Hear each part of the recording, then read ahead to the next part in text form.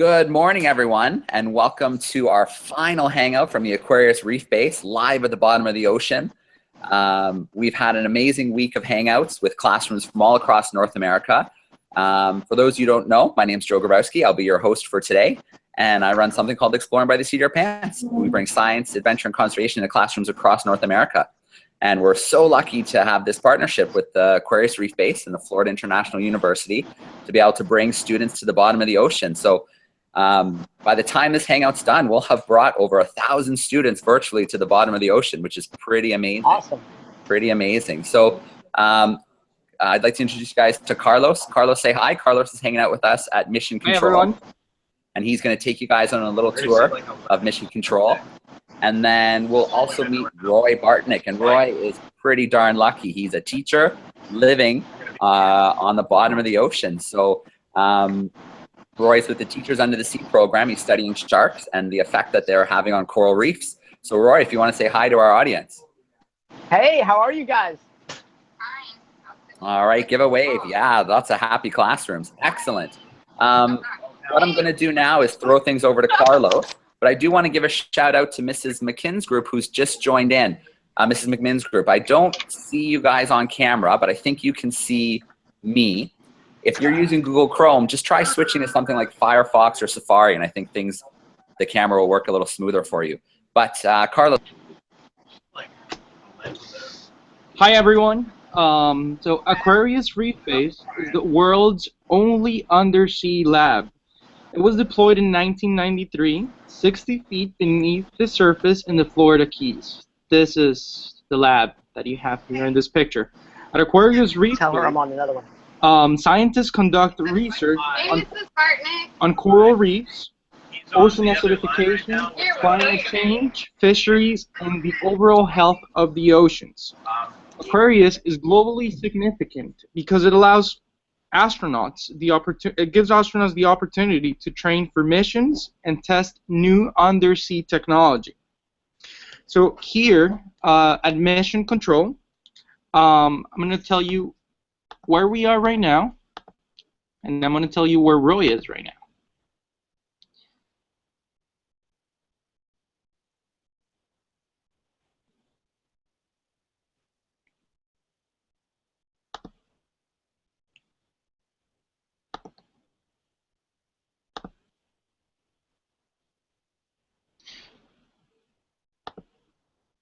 We are located in a group of islands known as the Florida Keys. Right now, I am in Mission Control. Mission Control is located in Isla Morada, here in Florida. And Roy is here in the Aquarius Reef Base. He is in a coral reef known as Conch Reef. Here at the Mission Control, we have a watch desk. This is where all mission operations are managed. This station allows us to monitor the aquanauts 24 hours a day to make every mission safer at all times. Today we have Roger Garcia, the operations director, to explain to you guys what he monitors here from the watch desk. Carlos, can I just get you to turn off the share screen? Yes. Let me just... Perfect. We got you back. Okay, perfect. So let me give you guys a tour of the watch desk and see if Roger is around to explain to us That's fine. Have the science what he monitors in the screens. Sure. Yeah, I mean, I think that's great. You know, I don't mind. Okay, we're actually going to wait for Roger, and I'm going to give you a tour of what we have here. So I know that many of you are asking yourself,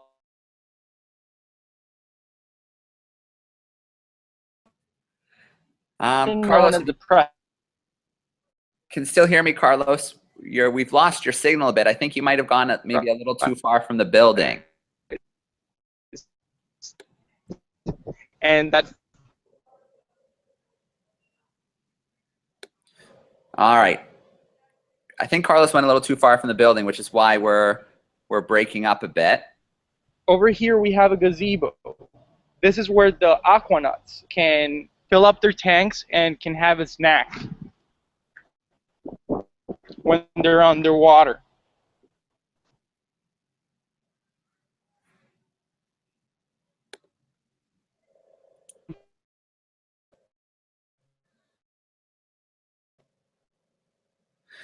Bring the divers in case that they get the bends, which is known as the decompression sickness. So right now we're going to go back to the base.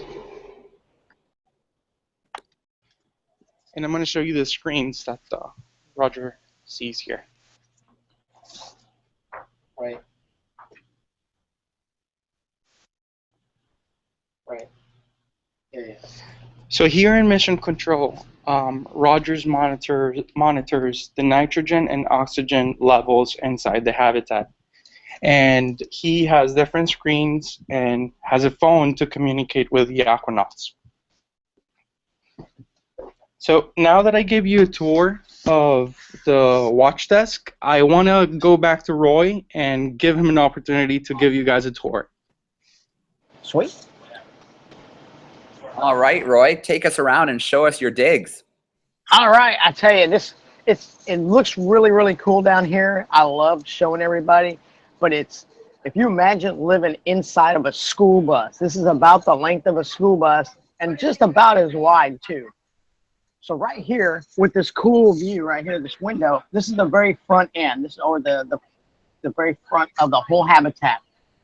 And then what I'm going to do is I'm going to turn the camera around and I'm going to take you back to the back and show you all the things between here and there. Okay? All right, so hold on just 1 second. I'm going to flip the camera around. Looking all the way down the habitat. And that far door, that's pretty much the very back. So I'm going to come out here. I'm going to turn around for just a second. And then there's that window. We were just sitting at that window. So basically, I was sitting in our bedroom. And if you see, we have 3 bunk beds stacked on top of each other. There's not a lot of room. And then if you notice, all the way hiding down here is one of our hab creatures. She's Roxy. She keeps everything working down here. She makes sure we have oxygen. They're all waving at you. Hi. We have oxygen. She makes sure we have all our food. She really just takes care of us. So what I'm going to do is I'm going to turn around and face the back again. Okay? And I'm going to walk you through. And this is Mark. And Mark is the guy in charge down here. He makes sure we're all doing what we're supposed to do and keeps us safe. He also makes sure we keep our dive times right. Okay? And on this side, we have a refrigerator just like at home. It's just a small one, but we do have a refrigerator. We can keep things cold. And as we're coming in, this on the right-hand side is our table that we sit at and eat at and work. And as you see, we have Ben, who is our sonar expert. He's our sonar scientist. And then we have Frances, she gets the cool job. She's our shark expert. Okay. And then outside this window, let me show you what we look at every night. We just sit here for hours at a time.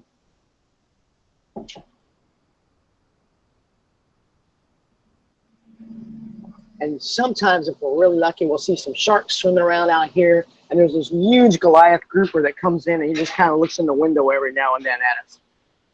Or he came to visit. So as we're going back to the back again, we meet, this is Align. He is our lead scientist. He's the guy that's put this whole experiment together for what's going on down here. The right side, this is our entire kitchen with some hot water. And my favorite thing, we always have coffee. That's so good. But here's our microwave. What's kind of neat about the microwave is if you notice it has a rotary dial, kind of like an old type. Because if you have the buttons, all the pressure down here pushes the buttons in and the whole microwave goes crazy. As a matter of fact, my watch started going crazy the other day and I had to smash it with a hammer because it wouldn't stop beeping. And up at the top, we have all our food. Right? We have like breakfast skillet. We have chicken macaroni. We have shrimp. They feed us really good. It's all dehydrated camping food. And we just add hot water to it. At the very top, that's where they hide all the snacks. Kind of like your mom and dad do. They hide it on the top shelf so you don't see it. Oh, we found it pretty quick. Okay. If you notice, we're down to our last can of Pringles. So we're about ready to have a fight over who gets the last Pringles. So now we're facing the back again. We're going to walk into the next room. This is the entry chamber. Is those cameras that Roger was showing you. Here's one of the cameras right here that they can watch what's going on. These are also on the internet, so I've had a lot of people tell us that they're watching us all the time. So we're facing the back door again. And on this side, as you see, we're starting to pack all our stuff up to go back to the surface. They're going to start bringing it out today, and we come back to the surface tomorrow. But on this side, this is where all the sonar was set up. It was really pretty cool setup. It's like a bat. And when a bat sends out that sound and it hits something and bounces back off. And I say somebody at the door, we have a diver just came in. So all the sonar was sitting here and the sound goes out and bounces off the fish and the sharks and then it bounces back. So he would sit right here and we'd sit here all night and watch the sharks swim around and watch the fish swim around and be able to see how much is in the area. Okay? So here's our back facing one more time. And this is the coolest room in the whole place. You're going to love this. This is how we get in and out. So if you see right here, there's a diver coming in right now. And I have to get out of the way to pull some stuff up. So hold on just a second. I just got to stay out of their way. So what goes on here, they are bringing out the materials. I'll tell you what, I'm going to have to come back in here. I'm going to be in their way. But what they're doing is they're putting all our stuff in these big pressure cookers. And what they do is they close the cap off and then they bring that back up to the surface. And then this guy right here is going to swim with these big pots on and take it back to the surface for us. And I'll come back to this room really quick and show you in there. But basically, it's like if you take a cup and hold it upside down in a bathtub, how the top of the cup doesn't get wet, the air pressure keeps it from getting wet. Same thing here. So we're sitting down and that pool just opens up from the bottom.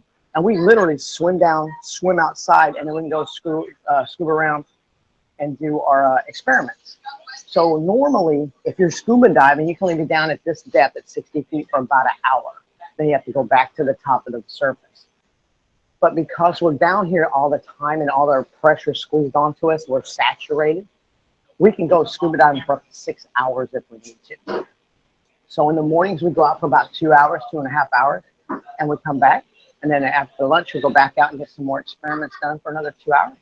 We'll come back. And then in the evening, we'll go out for about an hour, hour and a half, and then come back. And what's really cool is, I'll show you the air tanks in a minute so they're done loading. But when we need more air, we just swim up. We stand there. They throw us a hose. We hook it up back to our tanks. And we air up right there like a gas station and go right back out. So they are finishing moving the pot. So I can answer some questions and then I can finish the tour if you guys would like. Absolutely. Well, Roy, thanks again for another great tour. Again, you're making me wildly jealous over here. I would love to be able to do something like this someday. So hopefully. I am a very lucky man being here. Absolutely. So let me introduce some of our classes. So our first group, we've got Mr. Wigmore's grade 4 class from Brampton, Ontario. I'm going to turn your microphones on. And if you guys have a couple of questions for Roy, you can fire away.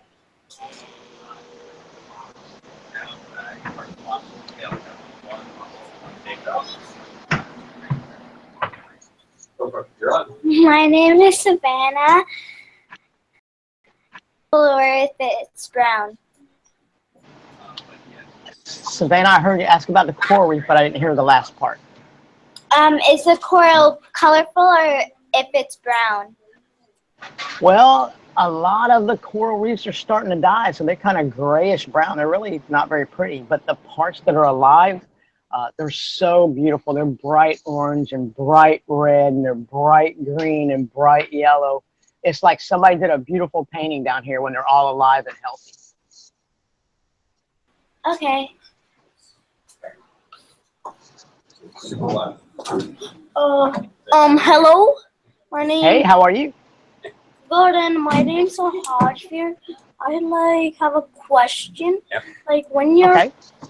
when you're diving in the ocean, if you see like a shark, do you do experiments? Like, do you do some experiments? We do. If what we're trying to do right now is we put out blades of grass in certain areas, and then we see how much the fish that eat grass eat.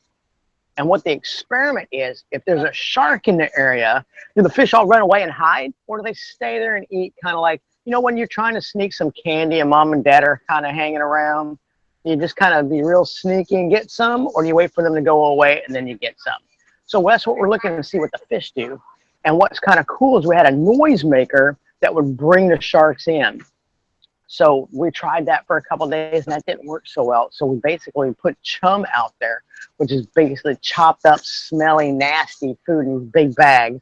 And then we'd hang that on the underwater lines. And then the sharks all of a sudden seem to want to be around a lot more.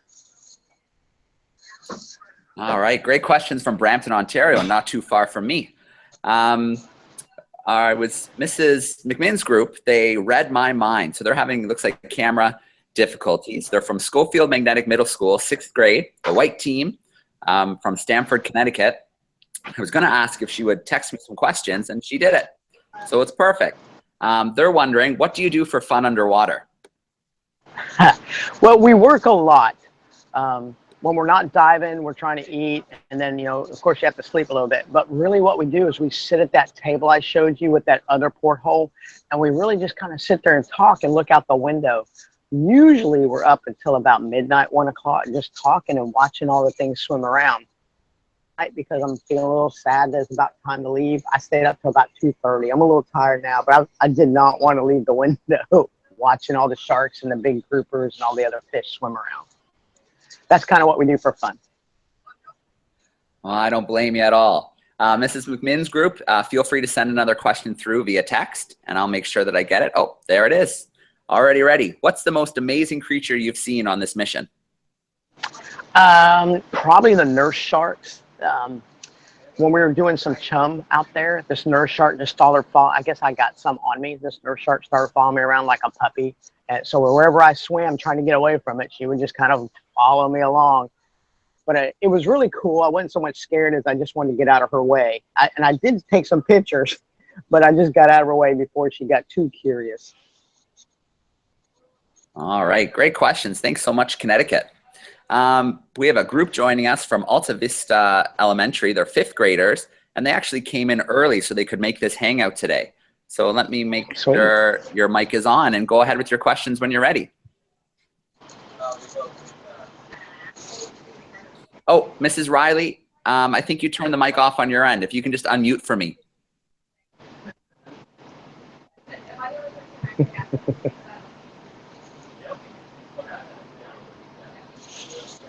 I do. Oh, darn, we still can't hear you guys. Oh, I heard her question, if you let me answer it. Oh, you can hear? Perfect. Mm-hmm. She asked if your ears pop. Am I correct? Okay. Well, when we're coming down, they pop a lot. And then right now with the habitat right here, this window is about 50 feet, and then the bottom 60 feet. But if you go from here down, they pop a couple times. You have to blow your nose and pop them. But once we're in here, they don't pop very much.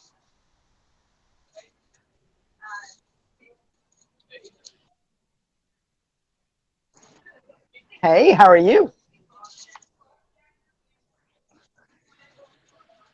You know what? I heard you ask that just a second ago, but I think they switched cameras. But we don't get to bring a lot down here. Right now, I brought a couple T-shirts so I can have kind of a clean T-shirt to wear each day when I talk to people.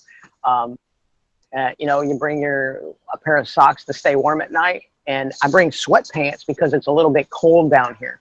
But other than that, we don't have a lot of clothes. But I brought my Kindle because I like to read, and I brought my phone so I can call home and talk to my kids. And I talk to my class a lot, just like I'm talking to you. All right. Well, Roy, I'm so glad you could hear them because for some reason they're muted on my end. But I'm just looking behind you. You're getting video bombed big time with some company. Oh, here, look. Now you see why we talk about we just sit at the windows? That's a school of probably, and there's a barracuda right there. This is the best. This is the first hangout where all the fish came to this window. Perfect. That's a school. It's a school of about 600 or 700 fish that hang out there. They must have known it was their last chance to get on camera. Probably. All right. Let's see. Mr. Huey's grade 4 is from Hamilton, Ontario. There we go. Your mic is on. Hello. Hey, Hello. I see you guys. How are you? Questions from anybody here? I think there's a lot of questions there. Yes, come on up. Somebody else? Will, come on up. Come on up to the camera. Where's the camera? Right There. Yep, you're pointing right at it. I see your belly Out of it, button. Will. Head down, Will. There you are. Has anyone got eaten by a shark? Not on this trip, no. Actually, you have a better chance of being killed by a soda machine falling over on you than you have of a shark eating you. Now, when we're putting all the chum out, do I stay away to make sure that they don't mistake me? Yeah. But nobody's been eaten by a shark. Nobody's been attacked by a shark. The only thing I've been attacked by is a little bitty fish who was trying to protect its nest. He kept pulling at my hair to make me go away. It hurt too. Come in front of the computer, in front of the camera.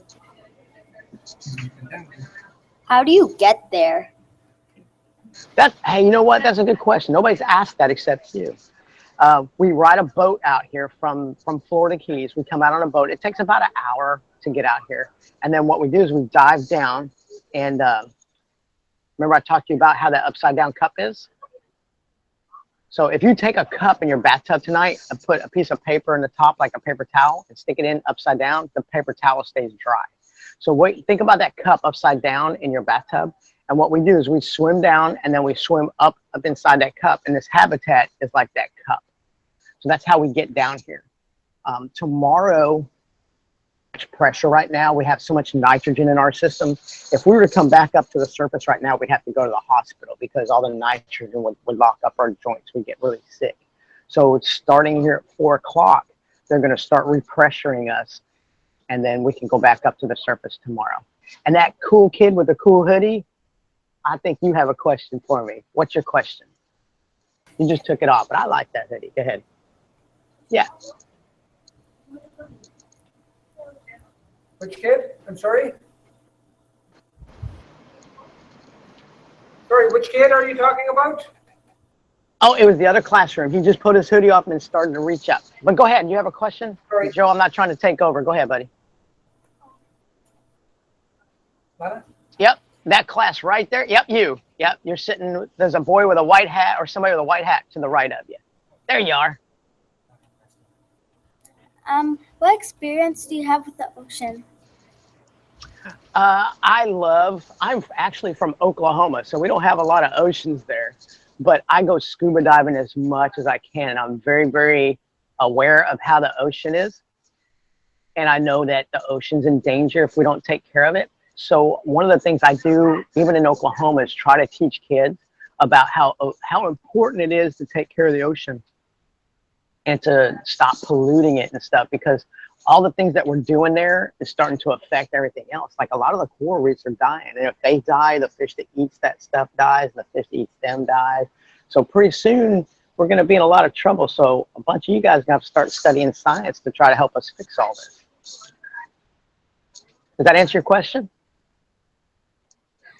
Roy, that's such a great point. Is even though you're landlocked and far away from the ocean still plays a role in your everyday life, and it's so important that we learn about it and protect it. I'm just like you. I live in a place called Guelph, Ontario, and it's pretty darn landlocked. Thank goodness for the Great Lakes and the shipwrecks. Otherwise, I'd probably go crazy. All right. Our final group is Mrs. Tate's grade 4s. They're from Truro, and I believe that's in Nova Scotia, but I'll let Mrs. Tate confirm that for me.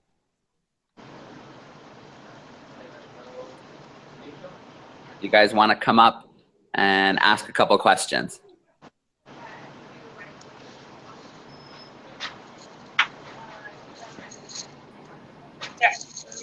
When was the laboratory built? What year? There's actually a plaque on the wall out there that says it was built in 1982, and it was moved here, I want to say, in 1993. So it's pretty old. Yeah. How many different types of sharks live down in the ocean? How many different types live down here in the ocean? Yeah. Okay, there's a lot of different kinds of sharks that live here in the ocean. I would probably have to Google the exact number of sharks. There's just so many, and they're finding new stuff all the time. But I can't give you a number right now, and I have to go look that up. But if you give me a second, out, Roy, there's over 500. Oh, there you go. Yeah, there's over 500 species so far of sharks that have been named. Yeah, that we know of. Yeah, there's probably more to discover. All right, maybe we'll squeeze one more from our class who we were just with, Mrs. Tate's class. If you guys have one more.